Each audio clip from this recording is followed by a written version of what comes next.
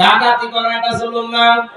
কালকে আমি নাটোর থেকে পাবনার এই রাস্তায় ডাকাতের কবলে পড়েছিলাম, কিন্তু আমার মনে হয় 8-10 মিনিটের কারণে আল্লাহ আমাকে বাঁচিয়ে দিয়েছে।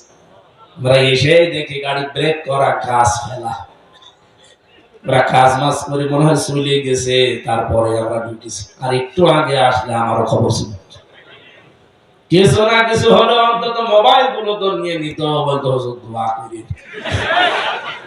আমি একবার পেয়েছি জেলে যাওয়ার আগে 19 সালে, সেদিন পাবনা থেকে লালন ব্রিজ পার হয়েই কেবল মাঠের ভেতরে, আর দেখি গাছ ফেলে দিতেছে, গাড়ি থেমে গেল। ড্রাইভার আমাদের বলছে হুজুর মুখ বের করেন, আপনাকে দেখলে হয়তো ওদের দয়া হতে পারে। ও আল্লাহ, মুখ বের করে দেখছি, বলছে যা আছে দিন। আগে তো ভালো ছিলাম, সবগুলো নিয়ে নেওয়ার পরে বলছে হুজুর চলে যাচ্ছেন, ভাড়া মাড়া কিছু আছে, কুষ্টিয়া যেতে তো তেল মেল লাগবে, কিছু নেবেন না? তেলও তো নেওয়া লাগবে। শেষে 500 টাকা বের করে বলছে যে তেল কিনে চলে যান, বেশি দূর নেই। ড্রাইভার আমাকে বলছে হুজুর ডাকাত হলো, ইমানদার ডাকাত, ইমানদার ডাকাত। কার নামে করতে পারেন?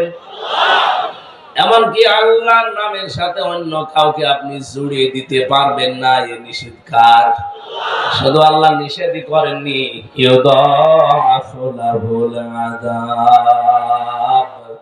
আল্লাহ বলেন আমি ডবল শাস্তি দেব যারা দুনিয়াতে আমি আল্লাহর পাশাপাশি অন্য কোন নাম ধরে জিকির করে।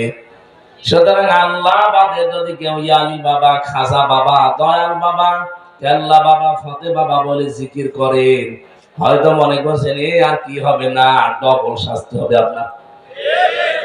আজকে থেকে এটা নিষিদ্ধ। কি কথা বলেন না? এমনকি আল্লাহর নামকে আপনি উলট পালট করে পরিবর্ধন করেও ডাকতে পারবেন না, বাড়া কমা না, যেভাবে আছে ওইভাবেই।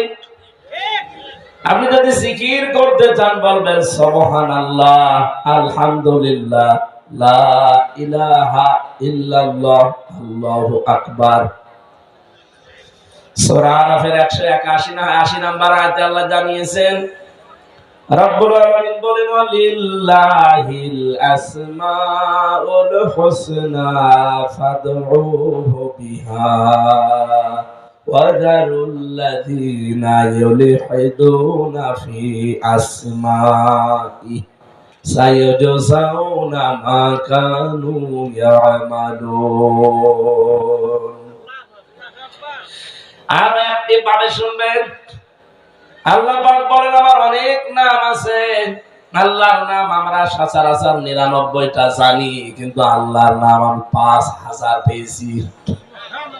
5000 নামের ভেতরে যে নামে পারেন আপনি ডাকতে পারেন, কোনো অসুবিধা নেই। কিন্তু সাবধান, আল্লাহর নামকে ইলহাদ করবেন না। ইলহাদ মানে পরিবর্তন করে দেওয়া। এজেলায় যারা জিকির করেন আল্লাহ আল্লাহ আল্লাহ, এরপরে হু হু, এর ভেতরে কি আপনি পাবেন আল্লাহকে? কোথায় পেয়েছেন ভণ্ডামি? আপনি আল্লাহর নামকে উচ্চারণ করবেন কি বাঁকাচোরা ভাবে, ভাঙ্গাচোরা ভাবে, না স্পষ্ট? আরাতিলিল কুরআনা তারতিলা। রব্বুল আলামিন বলেন কেউ যদি কোরআনে কারীম পড়ে সে যেন শুদ্ধ করে তারতিলের সাথে স্পষ্ট ভাবে থেমে থেমে পড়ে। যেহেতু আল্লাহ এই শব্দটা কোরআনে নেই, বলেন বলেন, সুতরাং এখন থেকে ডাকতে হলে এটা শুদ্ধ করে উচ্চারণ করবেন। আপনার এই মুখের দিকে আমার আল্লাহ তাকিয়ে আছে, দেখি আমার বান্দা শুদ্ধ করে নামটা বলে কিনা। এটা কোরআন হাদিস না, একটা ঘটনা পড়েছিলাম কিতাবে। আল্লাহর এক বান্দা দেখেছেন, একটা রওশনের সাথে হয়ে গেছে, আর একটা দাঁড়িয়ে আছে ওই মহিলার মতো। এখন এখানে আসেন, আপনার কিভাবে মার দিয়ে এখানে আসুন।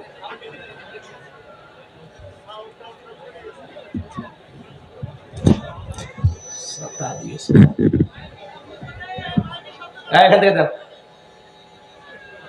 রাত বাজে এখন 9:30, এখন ভণ্ডামি করতে আসছে।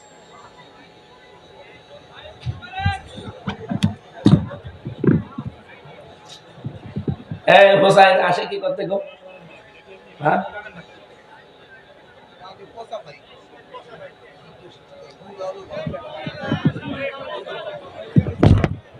এটা লাগবে না, এটা বন্ধ করে দিন, এটা বন্ধ করে দিন। একটা থাকলে হবে।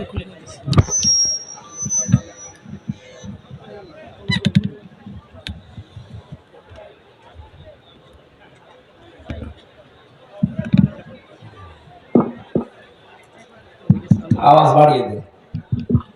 জীবনে যেন আমার কোনো মাহফিলে মাইক নেবেন না। আমি যদি শুনি যে এরকম কোনো মাইক নিয়েছেন, আমি কিন্তু পথ থেকে বাড়ি চলে যাবো।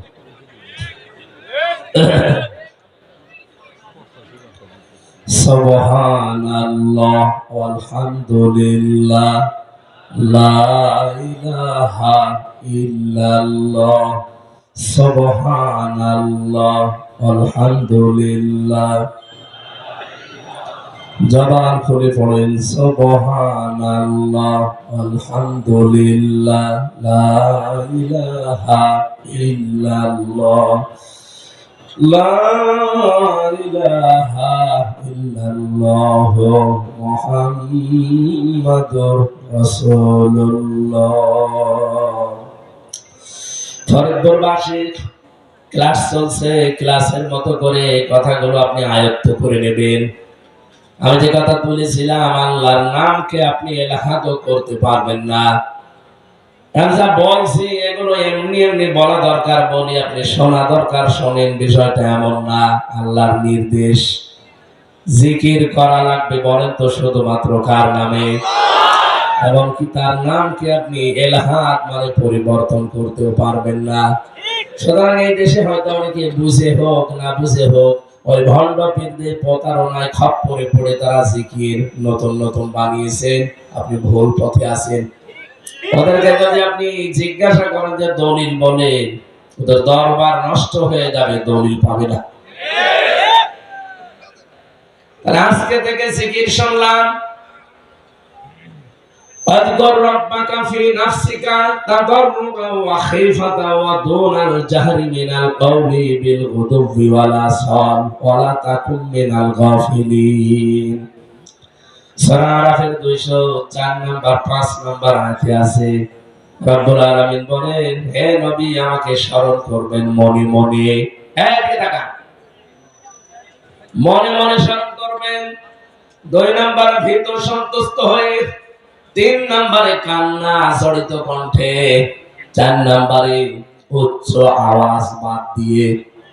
যেহেতু এই শব্দটা নিয়ে সারা বাংলাদেশ সহ ভারতের অনেক প্রদেশে মানুষ অনেকেই বুঝে হোক না বুঝে ব্যবসা করে খাচ্ছে, এই জন্য দলিলটা বললাম। আমার উপরে রাগ না করে এই 4টা নিয়ম দিয়ে আপনি জিকির করবেন। 1 নাম্বার মনে মনে, 2 নাম্বার ভীত সন্তুষ্ট হয়ে, 3 নম্বরে কান্না জড়িত কণ্ঠে, 4 নম্বরে উচ্চ আওয়াজ বাদ দিয়ে। যারা জিকিরকে ইবাদত মনে করে করেন, এর বাইরে আপনি যেতে পারবেন? আরো জোরে বলেন। এর বাইরে যারা আছেন তারা ভুল পথে আছেন, আপনার কোনো দলিল নেই। তাহলে রাসূলের উপরও কোনো দরুদ বর্ষে নেই, রাসূলের উপরে কোনো জিকির। জিকির শুধুমাত্র বলেন তো কার নামে? মাঝে মাঝে শুধু বাবার নামে জিকির করে হালকা জায়েজ আছে। আমাদের দেশটাতে তো চালু করে দিয়েছিল, সব জায়গায় জিকির হবে খালি বাবার। টয়লেটের উপরে আমি নিচে লেখা দেখেছি বঙ্গবন্ধু টয়লেট। হ্যাঁ, ওখানে বসে বসে জিকির করবো যে বঙ্গবন্ধু বঙ্গবন্ধু। কত নিচে নামিয়েছিলেন আপনি টের পাচ্ছেন? হয়তো উপরে তুলতে গেছেন, গেছে নিচে নেমে। আমি জেলখানায় থাকাকালীন একজন ফাঁসির আসামি পেয়েছিলাম, মামুন সাহেল চৌধুরী নায়ক বলে একজন ছিল না, তাকে হত্যা করেছিল এই লোকটা। 25টা বছর জেলে ছিল। আমরা এদিকে রাত 3:30টায় উঠতাম তাহাজ্জুদ পড়ার জন্য, আরো একটু জিকির করার জন্য। কিন্তু জিকির জাত মতো না। এই ইয়া রাসূলুল্লাহ, ইয়া রাসূলুল্লাহ কি গো। মাওলানা মামুনুল হক আর আমি 2 জন ওনাকে ডাক দিলাম, ভাই কি করেন? জিকির করি। কিসের জিকির? রাসূলের ইশকে। ও ইশকে জিকির করে। এর কোনো দলিল আছে? আপনি বলছেন কেন? মনে বলছে হ্যাঁ আছে।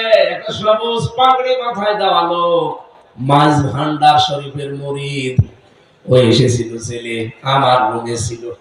উনি আমাকে শিখিয়ে দিয়েছে জেল থেকে যদি তাড়াতাড়ি বের হতে চান ইয়া রাসূলুল্লাহ জিকির করবেন।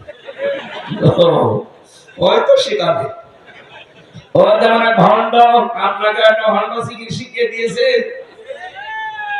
রাসূলুল্লাহর নামে ভাই যে আলেম শাইখুল হাদিস, আর আমি পুরা কোরআন শরীফ আমার এই বুকের ভেতরে আল্লাহ দিয়েছেন। সাপ বলছি রাসূলের নামে কোনো জিকির আমরা পাইনি। আপনি এখন থেকে যদি জিকির করতে চান আল্লাহর নামে করবেন, আর দরুদ পড়তে চাইলে আপনি রাসূলের নামে পড়বেন।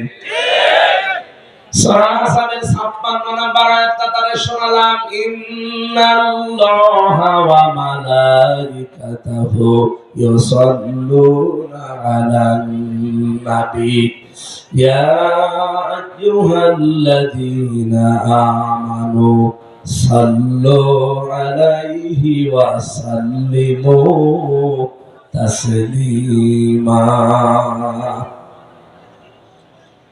অবশ্যই আমি আল্লাহ নিজে এবং আমি যত ফেরেশতা বানিয়েছি কোন ফেরেশতা বাদ নেই, মালা কোন আল্লাহ দেয়নি, মালাইকা বহু বচন দিয়েছেন। যত ফেরেশতা বানিয়েছি সব ফেরেশতা ইউসাল্লুনা আলান নবী, তারা দরুদ পড়ে আমার নবীর উপরে।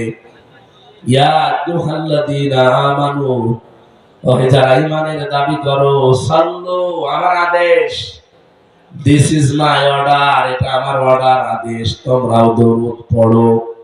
তুমি একা পড়ো না, সল্লি দিতেন তাহলে সাল্লু বহু বছর।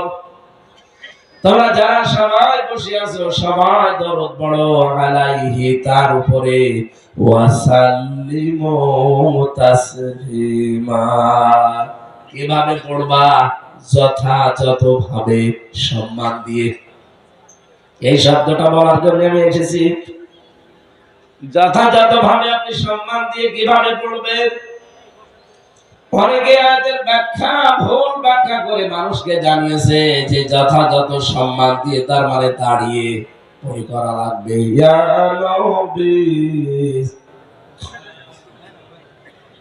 আপনি রাসূলের পুরা 63 জীবন খোলেন, 63 বছর পুরা জীবন আমি নিজে পড়ে কোন জায়গায় একটা দুইটা না, সিরাতের 13টার উপরে আমার গ্রন্থ পড়া আছে। কোন জায়গায় আমি পাইনি যে রাসূলের জন্য ইয়া নবী সালাম, এটা সব মানুষ বানিয়েছে। আপনি যদি সত্যি যথাযথভাবে দরুদ পড়তে চান, যেহেতু সাল্লু আলাইহি ওয়া সাল্লিমু তাসলিমা, সম্মানজনকভাবে, সম্মানসূচকভাবে, যথাযথভাবে হক আদায় করে দরুদ পড়তে চান, যে কথাগুলো দরুদে বলেন ওইগুলো আপনার জীবনে আগে সেট করবেন। ফরিদপুরবাসী, আমি আবার বলছি, এটা কিন্তু রেকর্ড হচ্ছে, এখানে থাকছে না, সারা বাংলাদেশ সহ বিশ্বের বিভিন্ন ভাষায় তার রূপান্তর হয়ে চলে যাচ্ছে। সবাইকে আহ্বান জানাচ্ছি, আপনি দরুদে বলেছিলেন আল্লাহুম্মা, হে আল্লাহ, সাল্লি আলা। সাল্লু শব্দের 4টা অর্থ হয় এখানে। সাল্লু মানে রহমত নাযিল করা। হে আল্লাহ, তুমি রহমত নাযিল করো আলা মুহাম্মদ, মুহাম্মাদের উপরে। সহসায় যেন আল্লাহ আমাদের প্রশ্ন ছুড়ে দিচ্ছেন, হে ফরিদপুরবাসী, আমার মুহাম্মাদের উপরে যে আমি রহমত নাযিল করব, কে এই লোকটা? আমরা কিন্তু কোন পরিচয় আগে বলি না, সবাই এক বাক্যে জবাব দিয়েছি, সাজ্জিদিনা, তিনি আমাদের নেতা। তিনি আমাদের নেতা। বলেন বলেন, কেন আপনি অন্য কোন শব্দ না নিয়ে সাজ্জিদিনা বলতে গেলেন?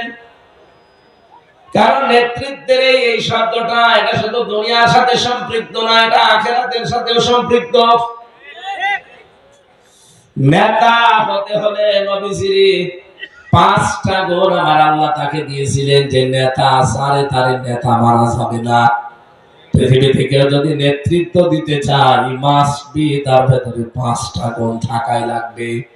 1 নম্বরে সে লোকটা জ্ঞানী হবে এবং সুঠাম দেহের অধিকারী হবে। আপনি এই আয়াতটাকে আমি বানিয়ে বলছি, সূরা বাকারা 2 নম্বর পারা 19 নম্বর পৃষ্ঠা 14 নম্বর লাইনে আছে, দেখবেন 247 নম্বর আয়াতের শেষের দিকে। قال إن الله اصطفاه عليكم وزاده بسطة في العلم والجسم। রব্বুল আলামিন বলেন, এই পৃথিবীতে যে মানুষগুলো জ্ঞান অর্জন করে আর যে মানুষগুলো শক্তিশালী, তাদেরকে আমি আল্লাহ মনোনীত করেছি নেতৃত্বের জন্য। এটা একটা মুসলিম দেশ, 96% মুসলমান আমরা এখানে আছি। আমাদের যারা নেতৃত্বে আছে, দেখেন তো শরীরের শক্তি কি অবস্থা।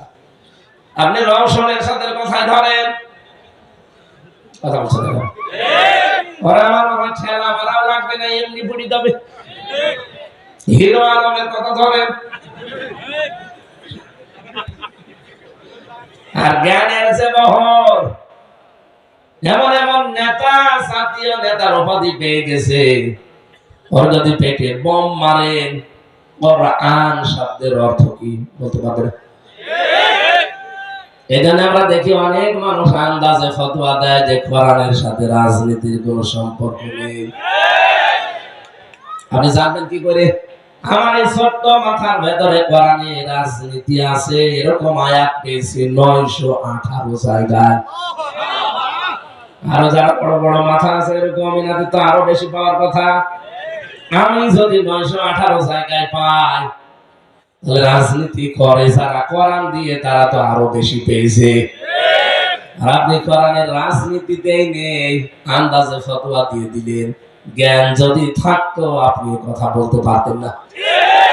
আমি যে আয়াত পড়েছিলাম প্রথমে, ওয়ালা তাকফু মা লাইসা লাকা বিহি ইলম ইন্নাস সামআ ওয়াল বাসারা ওয়াল ফুআদা কুল্লু উলাইকা কানা আনহু মাসউলা। সূরা বনী ইসরাঈলের 36 নম্বর আয়াতে আল্লাহ জানিয়েছেন, সাবধান, যে বিষয়ে জ্ঞান নেই কথা বলবা না। ফতোয়া কার? আল্লাহ। অথচ বাংলাদেশে আমরা দেখি যে বিষয়টা জানি না ওইটা আরো বেশি করে বলে। এদেশে এমন জাতীয় নেতার তকমা পেয়েছে, কোনটা জানাজার নামাজ কোনটা ঈদের নামাজ ও ছাতা তাও জানে না। আগামীকাল ঈদুল আজহা, জানাজার নামাজ সকাল 9টায় হবে। আমাকে বেশি বলে ফেললাম। এখন থেকে আমরা এই আয়াত দ্বারা প্রমাণ পেলাম, নেতা হতে হলে, নেতৃত্ব দিতে হলে তার শক্তি লাগবে। 2 নম্বরে তার ইলম লাগবে। কথা বলেন এখানে।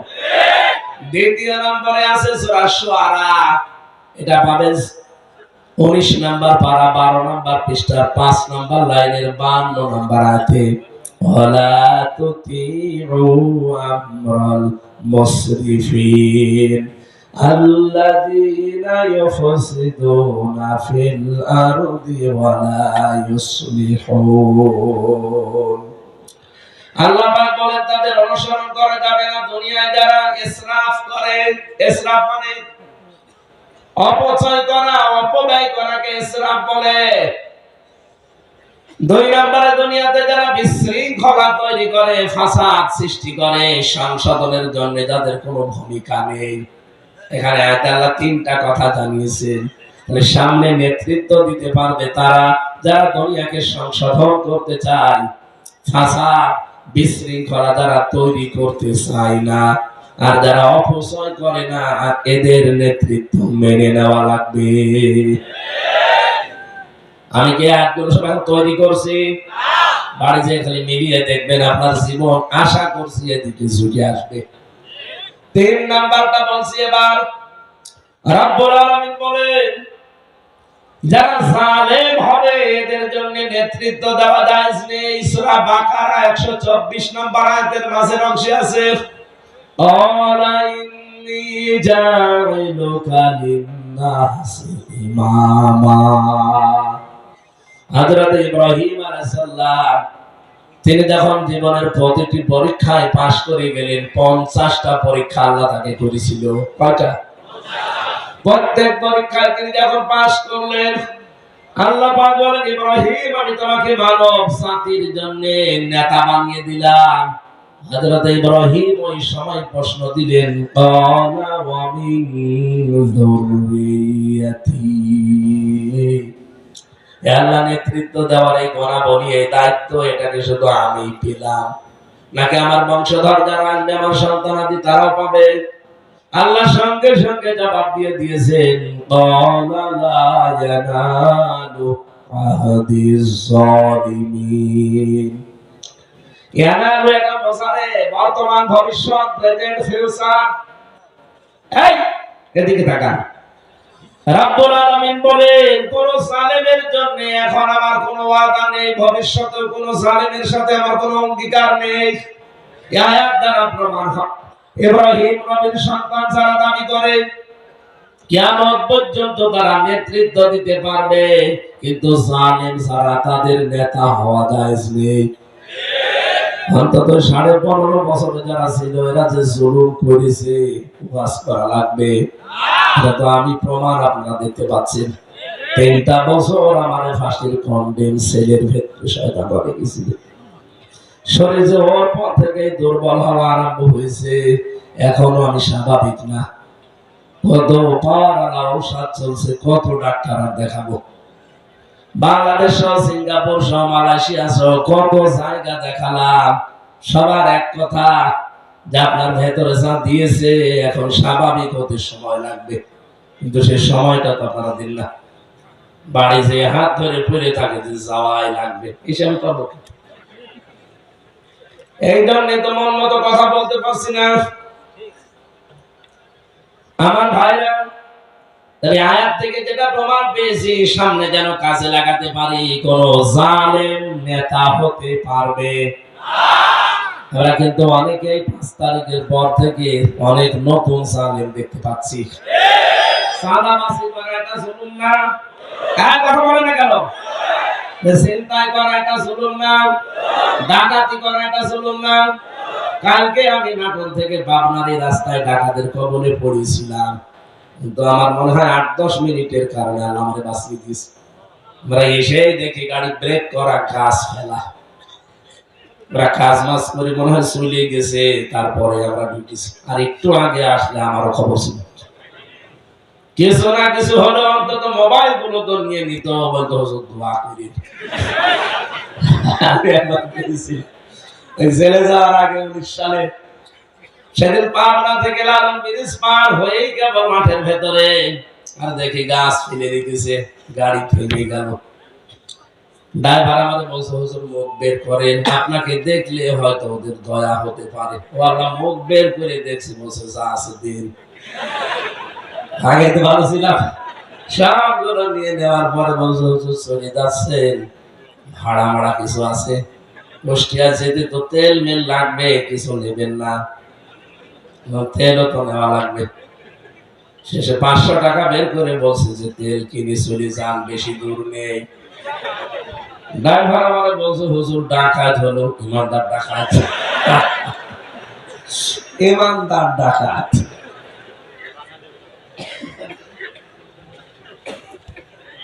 জুলুম বন্ধ করা লাগবে, নয়তো আপনি সামনে নেতৃত্বে আসতে পারবেন না। অন্তত এদেশের মুসলমান আপনাকে গ্রহণ করবে না। যদি কথা বুঝে হ্যাঁ বা না বলেন আলহামদুলিল্লাহ, আর না বুঝে আন্দাজে যদি ছাগলের 3 নাম্বার বাচ্চার মতো হ্যাঁ বলেছিলাম, ওই দুইটা তো দুধ খেয়ে লাফাচ্ছে, আর একটা আন্দাজে লাফায়। কি দুইটা তো দেখো খাতে পারলি না, ওদের দেখা দেখি লাফাচ্ছে। আমাদের এমন হয়ে না আসা, সামনে কোন জালেম নেতৃত্বে আসতে পারবে গ্রহণ করবো আমরা। 4 নাম্বারটা বলি, এটা আবার রাগ করবেন না তো? আমি পড়ে এসেছি এই জন্য বলছি, মানবেন না মানবেন ওটা আপনার বিবেকের বিষয়। আমার বলতে বাধা নেই, আমি বলবো, আপনি মানা করবো আমি বলবো। এটা সূরা নিসা 5 নাম্বার পারা 2 নাম্বার পৃষ্ঠার 11 নাম্বার লাইনের 34 নাম্বার আয়াতে পাবেন। আর রিজালু কাওয়ামুনা আলান নিসা। রব্বুল আলামিন বলেন নেতৃত্বে আসবে যারা, তারা পুরুষ হওয়া লাগবে, মহিলা নেতা হতে পারবে না। লা ইউফলিহা কওমুন, নবীদের হাদিস আছে লা ইউফলিহা কওমুন। ইউফলি এটা মজারে, বর্তমান ভবিষ্যৎ, প্রেজেন্ট ফিউচার। মজারের আগে যদি লাম আসে বাংলা অর্থ দাঁড়ায় জীবনেও হবে না। গ্যারান্টি কিন্তু হামজা দেয়নি, দিয়েছে রাসূলুল্লাহ। তার জীবনে কোনোদিন মিথ্যা পাওয়া গেছে? সেই রাসূলুল্লাহ বলেন লা ইউফলিহা কওমুন, ওই জাতি কখনোই সফল হতে পারে না যে জাতির দায়িত্বে আছে কোন মহিলা।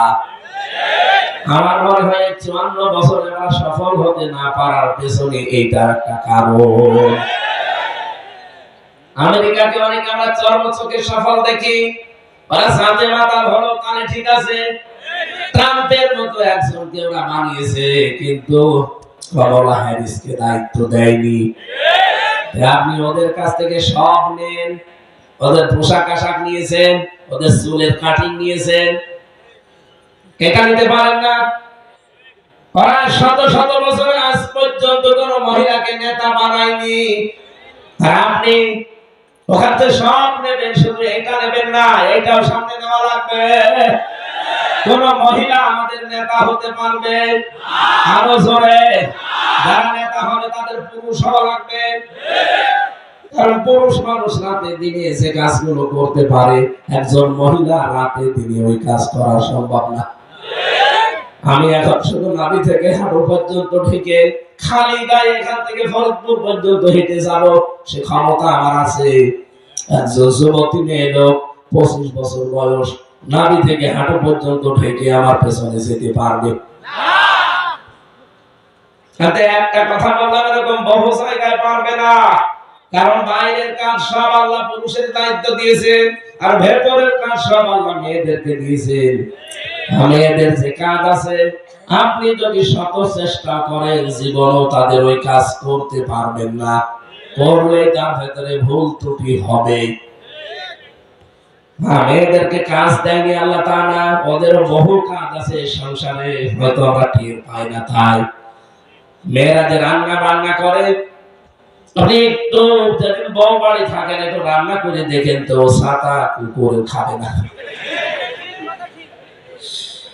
একটা লোক একদিন বউকে ধমকাচ্ছে যে কি কাজ করো তুমি, ছাতা বাড়িতে শুধু ঘুর ঘুর করো, শুধু ঠোকামুখি করো, কোনো কাজ নেই তোমার। মহিলা বলছে আমার কাজের কোনো গুরুত্ব নেই তোমার কাছে, আগামীকাল থেকে তোমার কাজ আমি করব, আমার কাজ তোমার করা লাগবে। বুঝে একটা ব্যাপার হলো। সকালবেলা মহিলা গরু আর ছাগল গুলো নিয়ে গেছে খুলে মাঠে চড়াতে, রান্না করা লাগবে। চাউল কই, খোঁজ খবর নিয়ে দেখে চাউল আছে, কিন্তু এখনো ছাড়া হয়নি।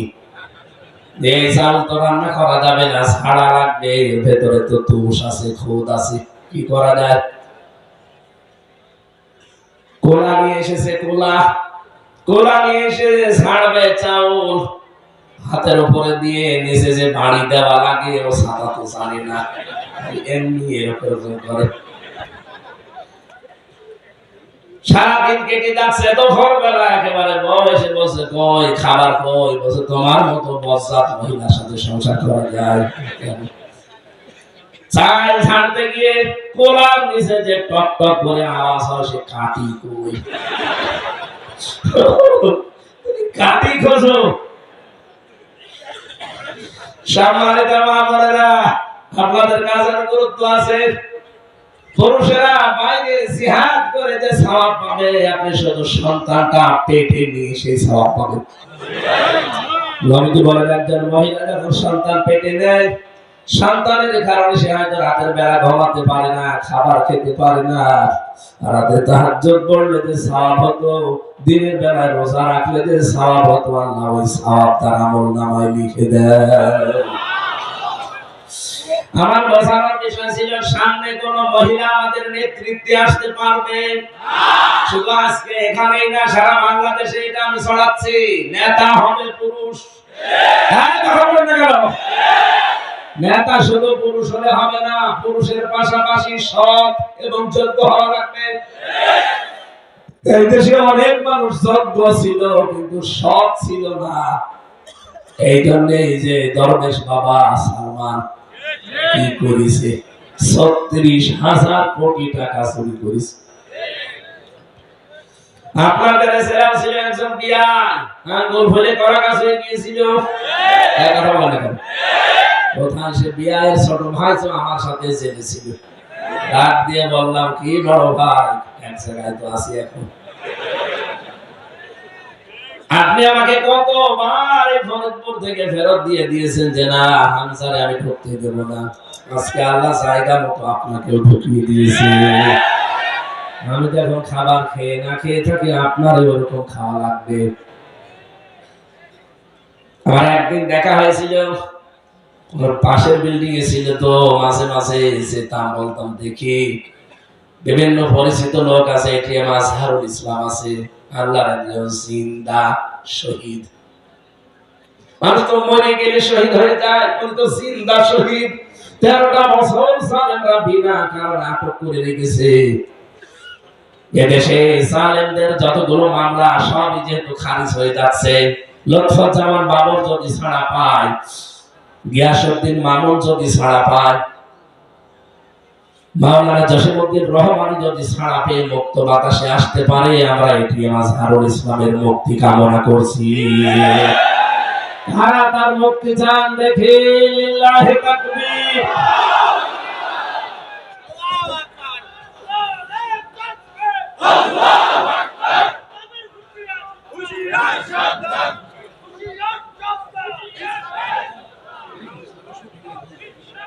আলহামদুলিল্লাহ।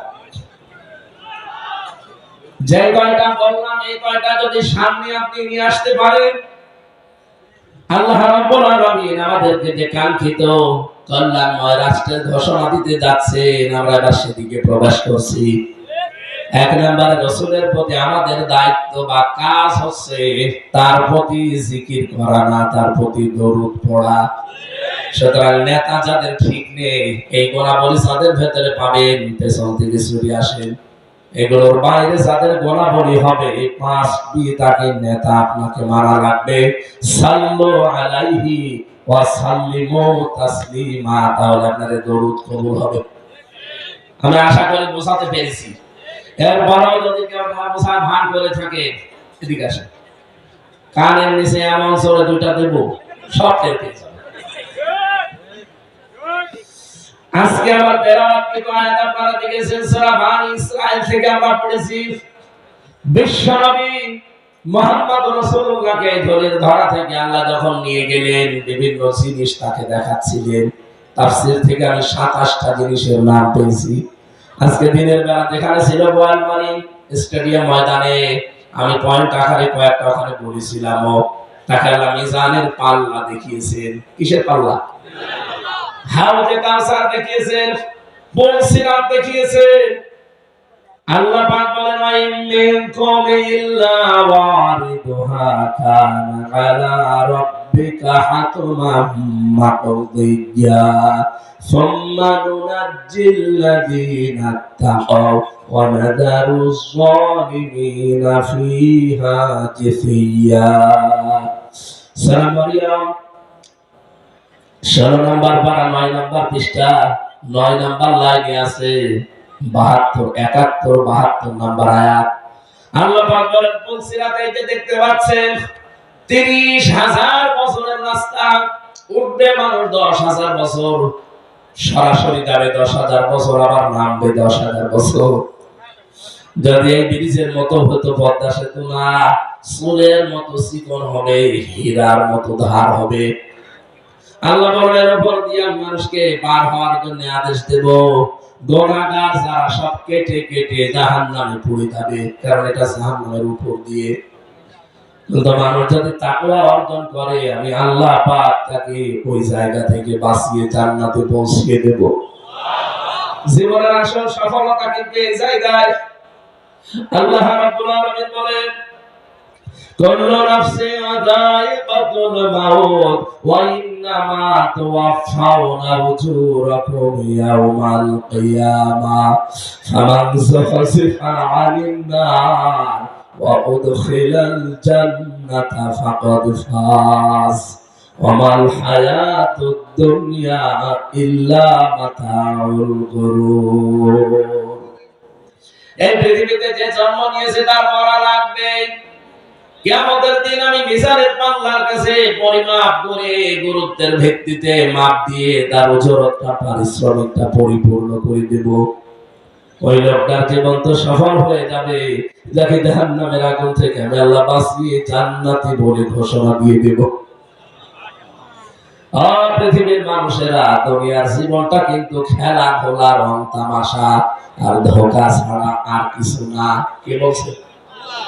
এখানে এই পরীক্ষা যেহেতু সামনে আমাদের আছে, এর প্রথম অর্থ পাবেন এটা, দ্বিতীয় একটা অর্থ পেয়েছি। রব্বুল আলামিন বলেন আস্তে আস্তে দুনিয়ার জীবনে আমি যাকে জাহান্নামের কাজগুলো ছেড়ে দেওয়ার সুযোগ দান করি, আস্তে আস্তে জান্নাতের কাজগুলো করার তৌফিক দেয়, এই লোকটার জীবন সফল। আগে হয়তো উলঙ্গ নাচ দেখতেন, ভালো লাগতো, এখন হয়তো আস্তে আস্তে ঘৃণা তৈরি হয়েছে ওর উপরে। ওগুলো মনে আসলে আপনার ঘৃণা লাগে। পায়খানা দেখলে যেমন ঘৃণা করেন, উলঙ্গ নাচ দেখলে, অর্ধ উলঙ্গ নাচ দেখলে আপনার কাছে ঘৃণা লাগে। জিকির করতে আগে ভালো লাগতো না, জিকির করলে এখন মনের ভেতরে আলাদা শান্তি পান। আপনি বুঝবেন আপনাকে আল্লাহ জাহান্নামের কাছ থেকে আস্তে আস্তে জান্নাতের দিকে এগিয়ে দিচ্ছে।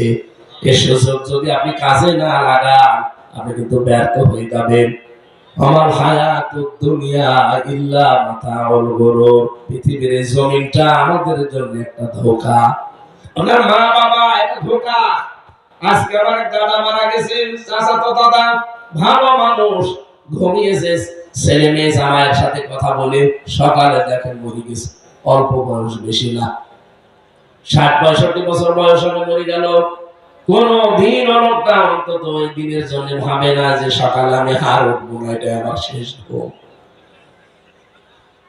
ফরিদপুরবাসী, আমি আমার ইমান থেকে বলছি, মা বাবা কিন্তু ধোঁকা। স্ত্রী, সন্তান, জমি জায়গা, প্রভাব প্রতিপত্তি, পৃথিবীতে যা আল্লাহ মানুষকে দিয়েছেন সব ধোঁকা। আপনি খালি চোখটা বন্ধ করে দেখেন ধোঁকা কেমন, সব টের পাবেন।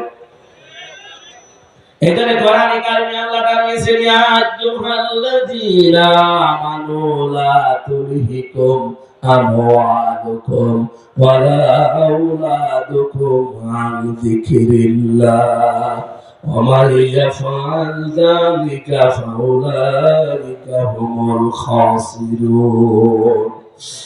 হে ঈমানদারেরা, তোমাদের সন্তানাদি, তোমাদের সম্পদ আদি এগুলো যেন আল্লাহর জিকির থেকে তোমাদেরকে গাফেল করে, অমনোযোগী করে না রাখে।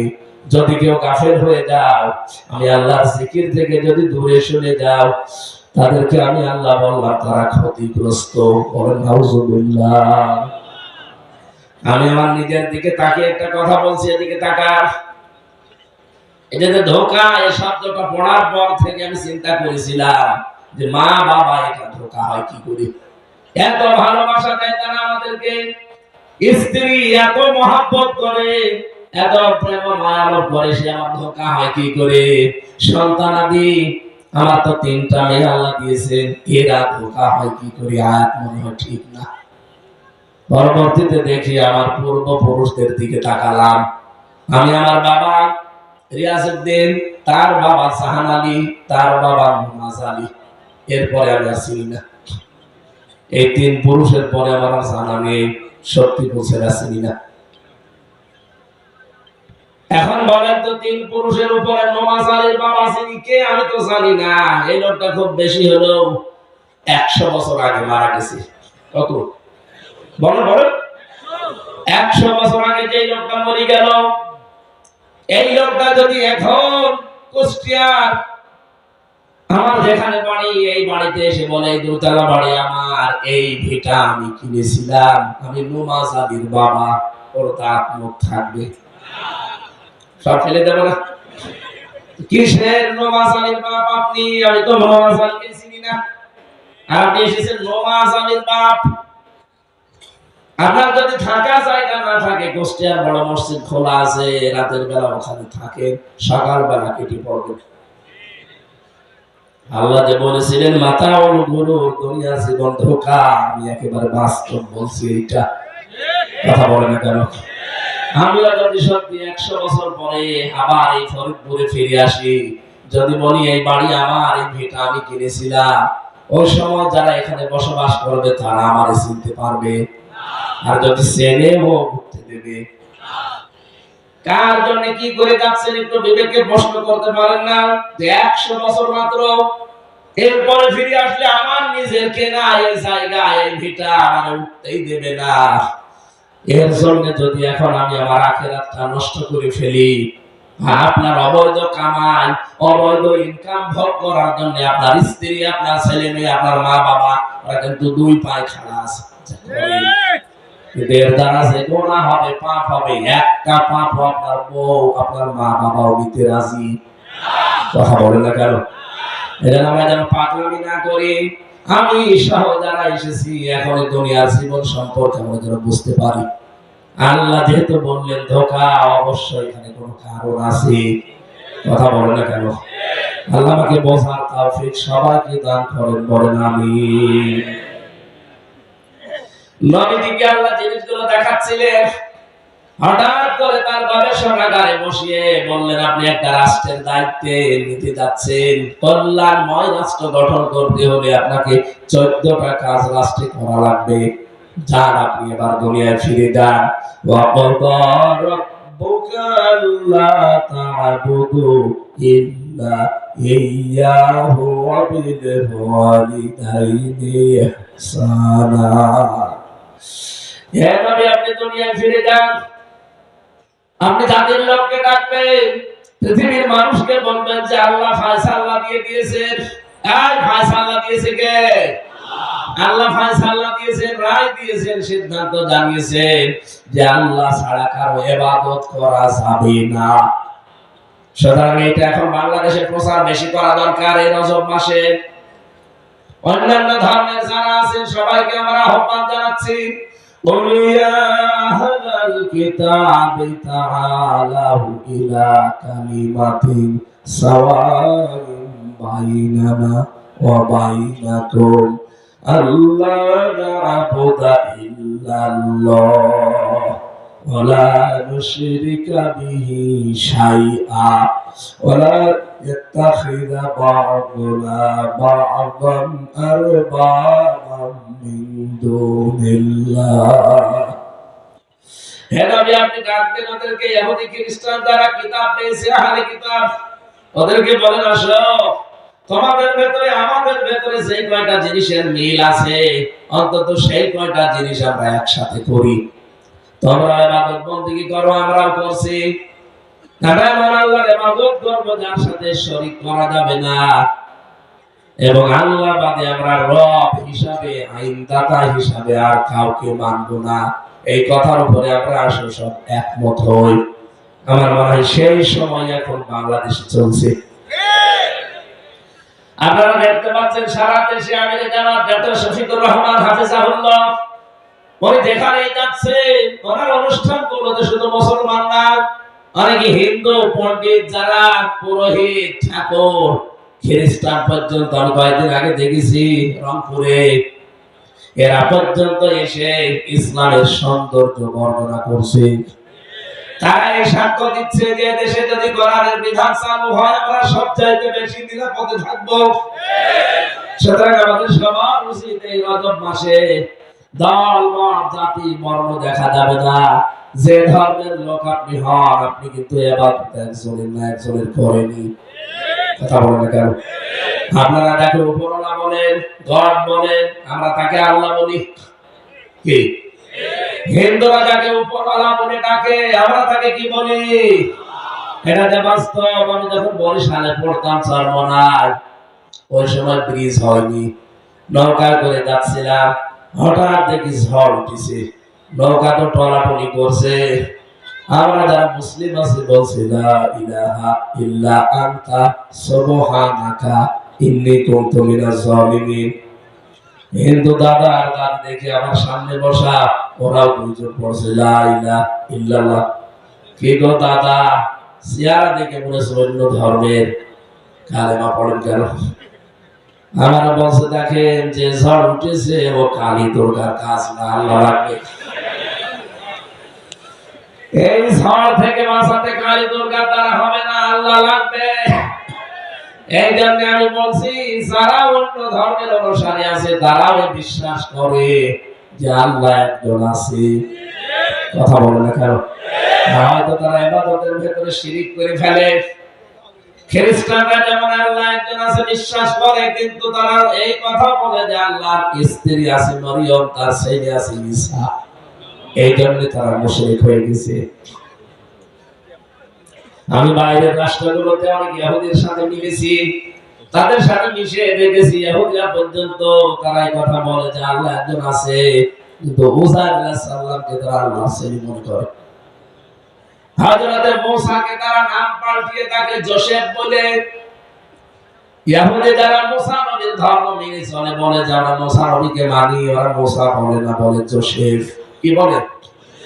খ্রিস্টানরা হযরত ঈসাকে ঈসা বলে না, বলে যিশু। আমরা আমাদের নবী মুহাম্মদ রাসূলুল্লাহর নামকে কোনদিন পরিবর্তন করি নাই, করেছি? আমাদের নবীকে আল্লাহ ডাক দিয়েছেন কোরআনে কারিমে প্রায় 7টা নাম দিয়ে। রব্বুল আলামিন বলেন বিশ্ব নবীকে আমি ডাক দিয়েছি আহমদ, মুহাম্মদ, আব্দুল, মুজাম্মিল, মুদ্দাসসির।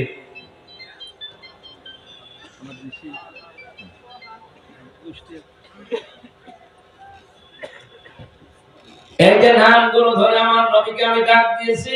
অন্যান্য ধর্মের যারাও নবীর নামে ডাকে, তাদের নবীর স্মরণ করে। ইহুদিদের সাথে মিশলে ওরা নবীর কথা তোলে, কিন্তু নবীর কথা তুলতে গিয়ে মুসা নবীর নাম বলে না, তার নাম যোসেফ। কি ইহুদিরা এটা বলে। খ্রিস্টানদের কাছে কথা আমি তুলেছিলাম বাইরের দেশে গিয়ে, যাদের সাথে ওই যে চলাফেরা করা লাগে রাস্তাঘাটে, বাসে ট্রেনে, ওই সময় পাশাপাশি সিট পড়লে কথা তুলি, তখন দেখি খ্রিস্টান। নবীর নাম কি বলে? যিশু না ঈসা আলাইহিস সালাম, বলে না যিশু। আমাদের নবী মুহাম্মদ রাসূলুল্লাহর পরিচয় যখন তুলে ধরা হয়, আর তখন হিংসা এবং অহংকার দেখায়। তোমাদের নবী একটা গরিব মানুষ ছিল, অসহায় ছিল, তাদের ভেতরে কিন্তু 1000-এর উপরে আমার নবীর নামের সম্মান মর্যাদা বৃদ্ধি করা আছে, 1000 বারের উপরে। তারা এটা জানতো, দেখতো, কিন্তু হিংসার বশবর্তী হয়ে অহংকার করে তারা মানতো না। আজ আপনি দেখবেন এই দেশে অনেক মানুষ এমন আছে, 48টা নিবন্ধিত দল এই দেশে, নিবন্ধনের বাইরেও আছে প্রায় সব মিলে 73টার উপরে। এদেশে অন্তত পাগল ছাড়া সবাই জানে যে এদেশে মাসলুম দল কোনটা, হক দল কোনটা। এরপরও হিংসার বশবর্তী হয়ে অহংকার করে ও মানতে চায় না, মুখ ফিরিয়ে যায়। ওরা যদি আমাদের নবীর পরিচয় পাওয়ার পরও হিংসার বশবর্তী হয়ে অহংকার করে না মেনে ইহুদি হয়, খ্রিস্টান হয়, মাগদুব হয়, দরলিন হয়, আর যারা বাংলাদেশে হক কোনটা দেখিয়ে দেওয়ার পরও যদি কেউ বলে না আমরা মানি না, সত্যকে সত্য জানার পরে যারা মানতে চায় না, হিংসা করে অহংকার করে, তাদেরও মরণ হবে ইহুদি আর খ্রিস্টানের মতো। আমি কোরআন হাদিসের চোখ লাগিয়ে এটা দেখতে পাচ্ছি। আপনি জাহান্নামে যাচ্ছেন। ইন্নাল্লাযীনা কাযযাবু বিআয়াতিনা ওয়াস্তাকবারু আনহা। রব্বুল আলামিন বলেন যারা আমার আয়াতকে মিথ্যা প্রতিপন্ন করে, বিশ্বাস করতে চায় না 100 বার, আর যারা কথা বললে অহংকার করে মুখ ফিরিয়ে চলে যেতে চায়, হে নবী আপনি জানিয়ে দেন লা তুফাত্তাহু লাহুম, তাদের জন্য খোলা হচ্ছে না, হবে না আবওয়াবাল জান্নাহ, জান্নাতের দরজা। আবওয়াবুস সামা, আকাশের কোন দরজা তাদের জন্য খোলা হচ্ছে না, সব বন্ধ। ওরা ইয়াদখুলুনাল জান্নাহ, তারা জান্নাতে আসতে পারবে না। এডখুলুনা মুসারে বর্তমান ভবিষ্যৎ প্রেজেন্ট ফিউচার কতদিন পারবেন না হাত্তা ইয়ালিজাল জামালু ফি সামবিল খিয়াত যতক্ষণ সুসের ছিদ্র দিয়ে উট প্রবেশ করে যেতে না পারে। বলা থেকে দুইটা চরিত্রের কথা আল্লাহ বললেন। আল্লাহ আয়াত দিয়ে ওয়াজ করার পরে যে মানুষগুলো মিথ্যা মনে করে আর অহংকার করে মুখ ফিরিয়ে চলে যায়, এই দুই চরিত্রের মানুষ বাংলায় আছে না নেই? আপনার জন্য আকাশের দরজা বন্ধ, জান্নাতে আপনি যেতে পারবেন না যদি যেতে পারেন। আয়াত মিথ্যা।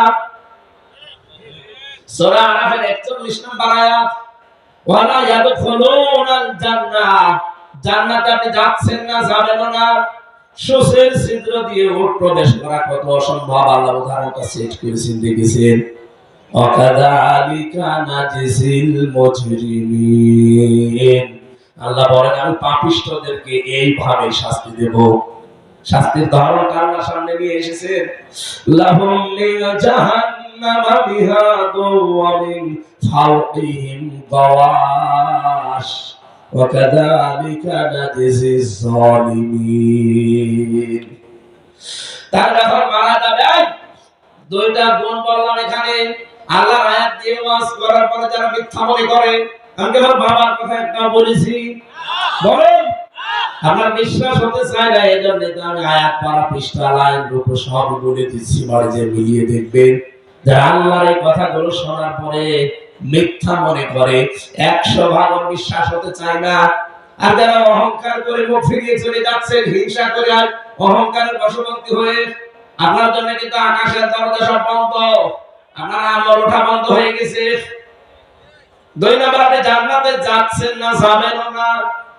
সুসের ছিদ্র দিয়ে যে লোক প্রবেশ করতে পারে না, আপনি পারবেন না।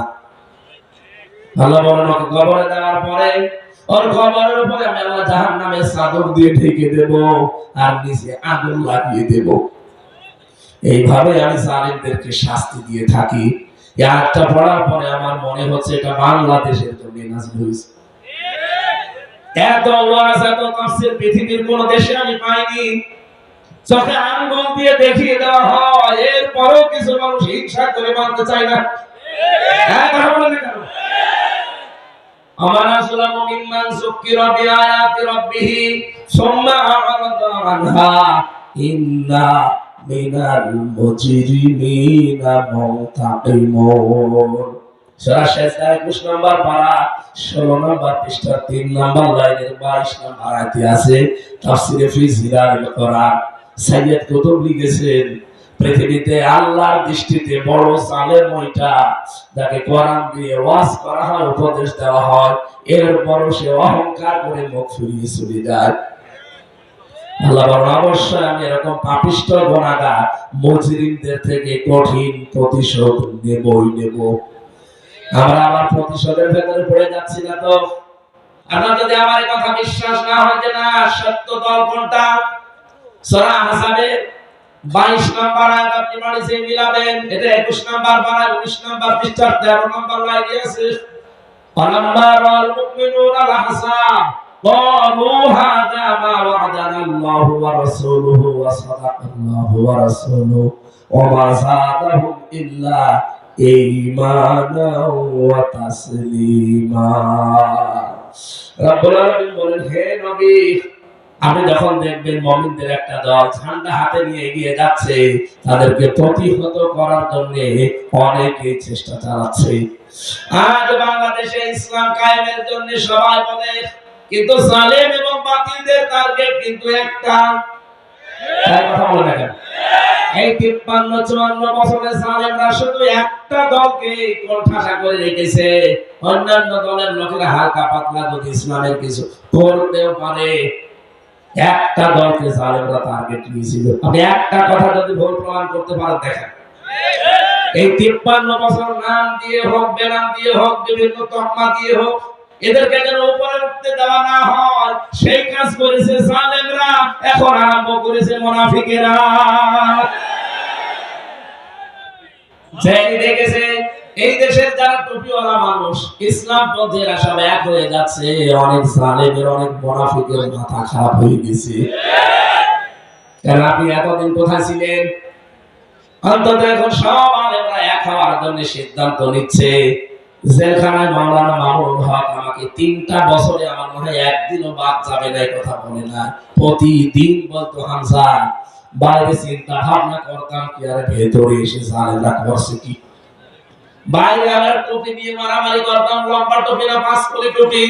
বাইরে আমরা আমিন জোরে বলা নিয়ে মারামারি করি, গন্ডগোল করি, ওর আকীদা ঠিক নেই, ওর আকীদা ঠিক আছে এই নিয়ে। আর এখানে দেখো জালেমরা সব আমাদের এক জায়গায় রেখে দিয়েছে।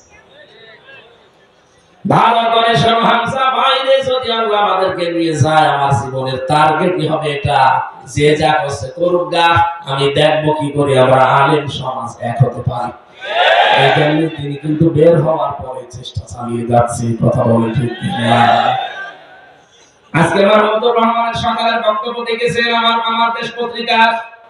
উনি জানাচ্ছে দেশে যদি এখন এই আলেম সমাজ, বিশেষ করে মুসলিম যারা প্র্যাকটিসিং মুসলিম দাবি করেন, তারা যদি এক হতে না পারেন, আগামীতে কিন্তু দেশটা দাদা বাবুদের কবলে চলে যাওয়ার সম্ভাবনা আছে। এই জন্য আমাদের এখন সতর্ক হওয়া লাগবে। ছোটখাটো কোনো মাসলা এখন আর নেই, সব বাদ। আগে এই দেশে আমরা চর্মচোখে দেখবো যে কোরআন কায়েম হয়েছে, এটা কায়েম হবে বলে আমার বিশ্বাস। কারণ এই দেশে আগস্টের 5 তারিখের আগে মাত্র 100 জনের 15 জন মানুষ চাইতো যে কোরআনের বিধান কায়েম হোক।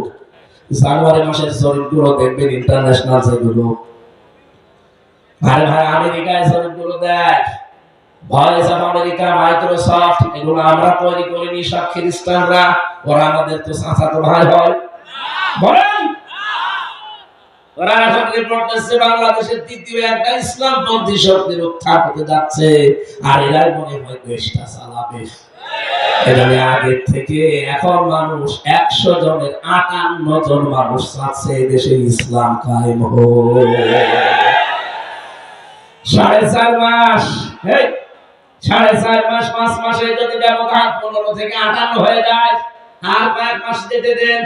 আজকে সর্বনাথীর দফরবেলা সংবাদ সম্মেলন করে বলছিল, দেখেননি? সাংবাদিক প্রশ্ন করছে নির্বাচন কতদিন পরে চান? উনি বলছে 1 থেকে 1.5 বছর। পেছন থেকে আমি দেখলাম একজন জামা টিনি ধরছে, বলছে না কথা বলেন না, বলেন যে এখনই চাই। এখনই চাই মানে আমার আপনি দিনের ভোট রাতে করে ফেলবেন। জালেমরা তো সবই মশা। এই 1628টা চেয়ারে যারা ছিল, আমরা চাই শহীদদের রক্তের দাম দেওয়ার জন্য সবগুলোকে বিদায় করে নতুন মানুষ ঘরে বসা। কিন্তু এই মানুষগুলো তারা যারা দিনের ভোট রাতে করে দিয়েছে, আমার সাথে বসেছিল জেলখানা, ও নিজে বলতো আমার, বলছে আমরা দিনের ভোট রাতে করেছি, আমি নিজে তার প্রমাণ। বলছে এত সত্যি কথা আপনি বলছেন মানে? কখন মরে যায়, ঠিক আছে। জেলখানায় এসে এখন আল্লাহ ভয় খুব ভেতরে, 5 ওয়াক্ত নামাজ পড়ে, আবার তাহাজ্জুদে কোন কোন সূরা পড়া লাগে, কোন নামাজের পরে কোন আয়াত পড়া লাগে, খালি আমার জিজ্ঞাসা করে। বলছে এই যে নির্বাচন গেল, আমি দিনের ভোট রাতে করে দিয়েছি হুজুর, এতে যা হয় হবে। রাত 12টা থেকে একেবারে ফজর পর্যন্ত ভোট কাটা আরম্ভ করেছিলাম। ফজরের আযান দিয়ে সব কমপ্লিট করে বাক্সগুলো পাঠিয়ে দিয়েছি। এরপরে আমি গোসল করলাম, ওযু করে 2 রাকাত তাওবার নামাজ পড়লাম। এরপরে বললাম আস্তাগফিরুল্লাহ, হুজুর আমার এই তওবা হয়েছে। কিসের তওবা? আপনি কি আল্লাহর কাছে দোষ করেছেন যে আস্তাগফিরুল্লাহ পড়েন? আপনি দোষ করেছেন হামজার কাছে? হ্যাঁ বলেন না কেন? আপনি দোষ করেছেন কার কাছে? হামজার কাছে, আর হামজার বউর কাছে। কারণ একটা এমপি বানাতে হবে 3.5 থেকে 4 লাখ হামজা লাগে, হামজার বউ লাগে। আর আপনি রাত 12টার পর থেকে ফজর পর্যন্ত একাই হামজা হয়ে গেলেন, হামজার বউ হয়ে গেলেন। আপনি যদি মাপ পেতে চান আস্তাগফিরুল্লাহ পড়লে হবে না। যার যার ভরণ আপনি কেটে দিয়ে দিয়েছেন, তার কাছে বের হয়ে যদি যেতে পারেন, তার কাছে মাপ চাবেন, তার কাছে স্বীকার করবেন। খোলামনি আমার কাছে যেভাবে বলছেন, সে বলবেন যে ভাই ভুল হয়ে গেছে, যাই করে ভুল হয়ে গেছে, যার জন্য করেছিলাম সে তো আমারে না রেখে পালিয়ে চলে গেছে। অন্তত আমারে বলে যেতে পারতো, তুমি ভোট কেটে রাতেরটা দিনে করে দিলে, দিনেরটা রাতে করলে, তোমারে বলে গেলাম, তাও বলে নাই। অন্তত আপনি যদি বের হতে চান আর মাপ পেতে চান, আস্তাগফিরুল্লাহ হবে না। যার যার ভোট নষ্ট করেছেন তার কাছে যে ক্ষমা চাবেন, স্বীকার করবেন আর বলবেন যে আপনারা কি চান। এই মাফ করার জন্য আপনারা যা চান আমি তাই দেব। ওরা যদি বলে হ্যাঁ আমরা 2টা করে লাত্তি দেবো, খাই খাবে, কি অসুবিধা কি? আপনার তো মাফ লাগবে, কথা বলেন না কেন? আপনি মাফ না পেলে কিয়ামতেও তো ছাড় পাবেন না। কিন্তু আশ্চর্যের বিষয়, আপনি মাফ চাবেন কি করে? আপনার তো জেল 8 বছর, 8 বছর পরে বের হয়ে দেখবেন অনেক হামজা মরে গেছে, অনেক হামজার বউ মরে গেছে, কথা বলেন না কেন? তাদের কাছে আপনি মাফ চাবেন কি করে? বুঝতে পারলাম করবো কি না, কিচ্ছু করার নেই, কিয়ামতে আপনি ধরা খাবেন। কারণ আল্লাহর হক নষ্ট করলে আমি কিছু বলতাম না, আল্লাহর কাছে মাফ চান। আপনি নষ্ট করেছেন বান্দার হক। এই 1628টা চেয়ারে যারা ছিল বলেন তো সবগুলো জালেম না? আর এগুলো জালেমদের দোষর। এখনো পর্যন্ত অনেকে মহাতমিয়তে বিভিন্ন জায়গায় আছে আর বলেন নির্বাচন দিন, নির্বাচন দিয়ে করবে কি? আবার দিনের ভোট রাতে করে ফেলবে। কারণ এরাই তারা, এই কথা বলেন না কেন? হ্যাঁ, খুব বেশি দেরি হোক না, আমরা চাচ্ছি না। সঙ্গত একটা সময় চাই এবং যুক্তি সম্মানজনক একটা সময় তাদেরকে দিয়ে তাড়াতাড়ি করেন। নয়তো উনি ওখানে বসে বসে কিন্তু শুধু চা খাচ্ছে না, বিভিন্ন মানুষকে কাজে লাগাচ্ছে, পারছে না। আজকে এখন শিক্ষকদের পেছনে লেগেছে, এদের পেছনে শুধু শিক্ষকদের যৌক্তিক দাবি আমি যদি হর মেনে নিতে রাজি আছি। যারা ওটা পাল্টা কথা বলছেন শিক্ষকদেরকে নিয়ে, না তোমার যদি না পোষায় তুমি অন্য কর্মসংস্থান করো, কেন করা লাগবে? তারা এদেশে মানুষ গঠন কারিগর না? অবশ্যই তাদের যৌক্তিক দাবি শোনা লাগবে, সম্ভব হলে মানা লাগবে, এটা বলে না কেন? এদেশের ইমামদেরকে কলকাতার মতো যদি ইমাম, মুয়াজ্জিন, খাদেম, খতিবদেরকে যদি ভাতা দেওয়া যায়, যে সমস্ত শিক্ষকরা শুধু শিক্ষা দিয়ে যায়, বেতন পায় না, তাদেরও বেতন দেওয়া লাগবে। কি করে দেবেন আমরা জানি না।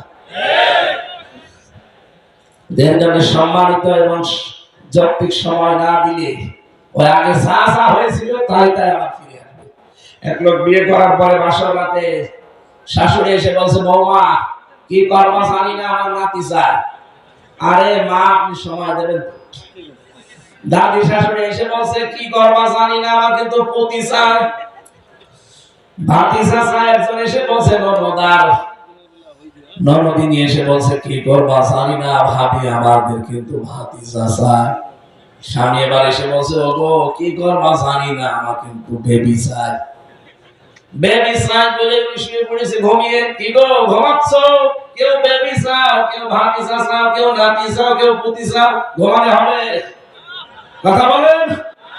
আমার সময় দেবা, কমপক্ষে 10 মাস 10 দিন আমার সময় দাও, বাসর ঘরটা শেষ হোক। কিছুই করো না, শুধু নাতি চায়। এদেশে এখনো পর্যন্ত 1628টা চেয়ারে কেউ পাল্টায় না, সবগুলো জালেমদের দখলে। এখনো পর্যন্ত সবগুলোই তাদের চরিত্র ঠিক ওইভাবে কাজ করে যাচ্ছে। আমি আন্দাজে নাতিছে করবো কি, নাতি হবে ঠিক কিন্তু অবৈধ। কারণ ছেলে তো ঘুমিয়ে পড়েছে, কথা বলে না কেন? ছেলেকে অন্তত চালিয়ে দেন, কাজ করুক, এটা বলছে না কেন? যে 4টা জিনিস চেয়েছে, কেউ বেবি চেয়েছে, কেউ ভাতিজা, কেউ নাতি, কেউ পুতি, কিয়ামত পর্যন্ত হওয়া সম্ভব যদি বাসর না হয়। আরো জোরে বলেন। শুধু বাসর হলেই হবে? 10 মাস 10 দিন লাগবে না। বউ তখন মাথার ঘোমটা ফেলে দিয়ে বলছে, কি বলেন, আমি কি সব ডাউনলোড করে নিয়ে আসবো? সময় দেবেন না, কাজ করবেন না, আন্দাজ আমি নাতি কোথায় পাবো? এখানে আমরা চাচ্ছি যারা দায়িত্বে আছেন, এই ষড়যন্ত্র যেটা আরম্ভ হয়েছে এটা থামবে না। এটা থামাতে হলে একমাত্র পথ হচ্ছে বৈধ সরকারের হাতে দেশটা তুলে দেওয়া। কিন্তু বৈধ সরকারের হাতে দেশটা তুলে দিতে হলে বৈধতা লাগবে। সেই পরিবেশ এখনো কায়েম হয়নি, আলেমরা এটা টের পাচ্ছে। এখন বলেন না কেন? আমরা এখানে চাচ্ছি যারা দায়িত্বে আছেন, আপনারা কি আমরা বছরের পর বছর দেখতে চাই? যৌক্তিক সময় নিন, সম্মানজনক সময় নিন, খুব তাড়াতাড়ি পরিবর্তন দরকার আমাদের। এদেশে যেহেতু সাদাবাজি বাড়ছে, ডাকাতি বাড়তেছে, পুলিশ সব নিরব ভূমিকা আছে। পুলিশের এই ভূমিকার সামনে আসবে তখন যখন দলীয়করণ বন্ধ হবে। আমরা চাচ্ছি মাহফিল থেকে আহ্বান জানাই, যারা দায়িত্বে আছেন পুলিশের বিভাগটা আলাদা করে দিন। তারা কোন নেতা নেত্রীর কথা মতো চলবে না, কথা বলে না কেন? তাদের বিভাগ হবে আলাদা। দেশ থেকে চুরি, ডাকাতি, মাদক 41 সাল লাগবে না, 41 ঘন্টা ওরা বিদায় করে দেবে। ওরা শুধু প্রমাণ মানবে ওদের যে দায়িত্ব আছে তা, নয়তো আমার যারা আসবে তারা এই দলীয়করণ করে আবার এই দেশটাকে রসাতলে নিয়ে যাবে না। এটা আমরা আর হতে সামনে দেব না। এখানে আমাদের উচিত হচ্ছে ইবাদতটা মানুষকে এখন থেকে বোঝানো। ইবাদত মানে শুধু নামাজ পড়া না, রোজা করা না, শুধু হজ করা না, যাকাত দেওয়া না, শুধু পাগড়ি মাথায় দিয়ে হু হু করা না। ইবাদত মানে আল্লাহর বিধান যেখানে, ওটা মানা লাগবে রাসূলের তরিকা। কথা বলেন। বিশ্বনবী আল্লাহ জানিয়েছেন এইটা আপনি সমাজে, পরিবারে, রাষ্ট্রে প্রচার করবেন। কল্যাণময় রাষ্ট্র বানাতে হলে এটা রাখবেন।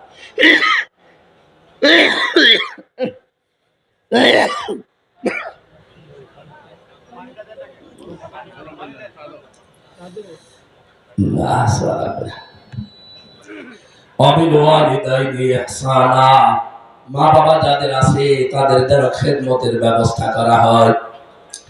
রব্বুল আলামিন মা বাবার নাম নিজের ইবাদতের পরে দিয়েছেন। এই কারণে এই পৃথিবীতে আল্লাহ নিজে আমাদের জন্য যা করেছেন, তারপরে সবচেয়ে বেশি কষ্ট স্বীকার করেছে আমার উপরে আমার মা আর আমার বাবা।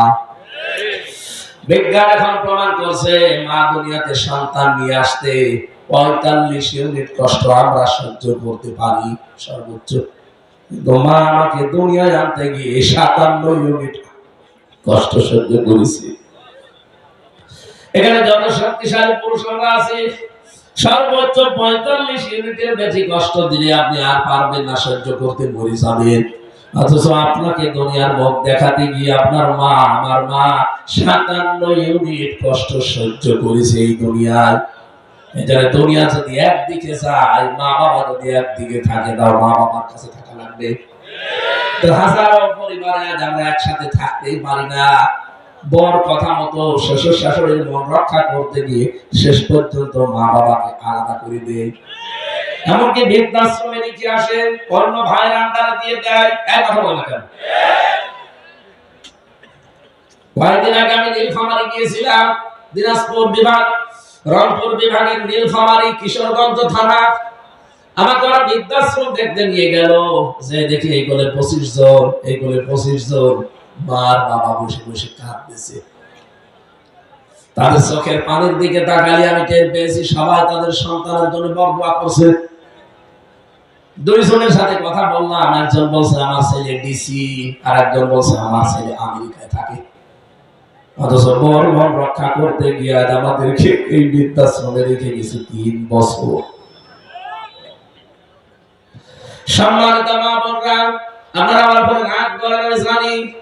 সঠিক কথাই হচ্ছে এটা শুধু নামাজ পড়া, রোজা রাখা, কালো বোরকা পরা ইবাদত না। নিজের স্বামীর মার বাবাকে আপনার নিজের মা বাবার মতো মনে করা লাগবে। নিজের মা বাবা যদি আপনার বাড়িতে আসে, কোনদিন চলে যাকে মনে করেন। শ্বশুর শাশুড়িকে আলাদা করে দিতে বলেন স্বামীকে। আপনি মানুষ, আমি স্বামী। যত স্বামী এখানে বসে আছে প্রত্যেকটা স্বামীর পক্ষ নিয়ে বলছি, প্রতিটা স্বামী আমরা চাই বিয়ের পরে মা বাবা যেন আমাদের সাথে থাকে। এটা চান কারা কারা? হাত তোলেন তো। হ্যাঁ মেয়েরা, আপনারা ভিডিওতে দেখতে পান, দেখেন কার স্বামী হাত তুলেছে। প্রত্যেক স্বামী আমরা চাই খেয়ে থাকি না খেয়ে থাকি মা বাবার সাথে থাকি। কিন্তু 100টা পরিবারের 98টা পরিবারে আজ মেয়েরা এটা চাই না। কি করবেন দুনিয়া নিয়ে? আপনি তো 100 বছর পরে মাটি নিছে, আমিও 100 বছর পরে মাটি নিছি। সুতরাং মা বাবা যাদের আছে এদের খেদমত করে, সেবা করে, তাদের পেছনে সাধ্যমতো খরচ করে এই সমাজটাকে আমার মানুষের সমাজে পরিণত করার চেষ্টা চালাবো ইনশাআল্লাহ। শরীরের দিকে তাকিয়ে আমি আর পারছি না। আল্লাহুম্মা আমিন। লা ইলাহা ইল্লা আনতা সুবহানাকা ইন্নী কুনতু মিনাজ জালিমিন। রাব্বিরহামহুমা কামা রাব্বায়ানি সাগীরা।